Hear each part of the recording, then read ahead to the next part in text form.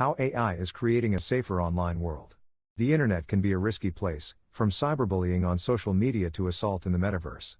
One of the most essential methods for businesses to make their platforms safer for customers is to moderate online data.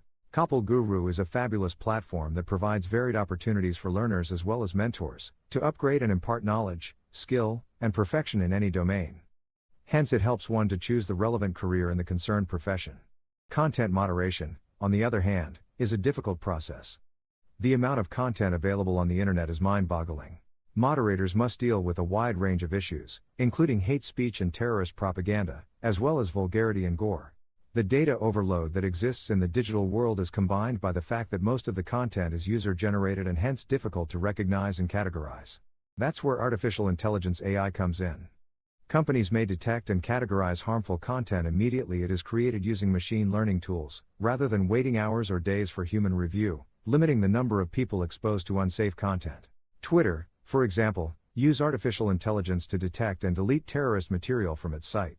Over half of tweets that violate the company's terms of service are flagged by AI, and CEO Parag Agrawal has made it a priority to employ AI to detect hate speech and misinformation. However, more has to be done, as toxicity continues to be a problem on the site. Similarly, over 90% of hate speech, including nudity, violence, and other possibly harmful content is removed by Facebook using AI. Although AI plays a wonderful role in removing these kind of data, but still there are a few significant difficulties faced by users. One issue is that these systems frequently misinterpret safe content for harmful stuff, which can have harmful implications. At the beginning of the pandemic, Facebook, for example, flagged real news stories about the coronavirus as spam. For around 2 months, it wrongly banned a Republican Party Facebook page. It also reported inappropriate remarks and comments regarding the Plymouth Hoe, a popular tourist attraction in England. The other issue related to this is difficulties in solving it.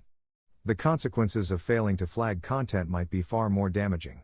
Before going on their rampages, the shooters in both the El Paso and Gilroy shootings posted their deadly intentions on 8chan and Instagram. Robert Bowers, the alleged perpetrator of the shooting at Sandy Hook Elementary School, has been charged with murder.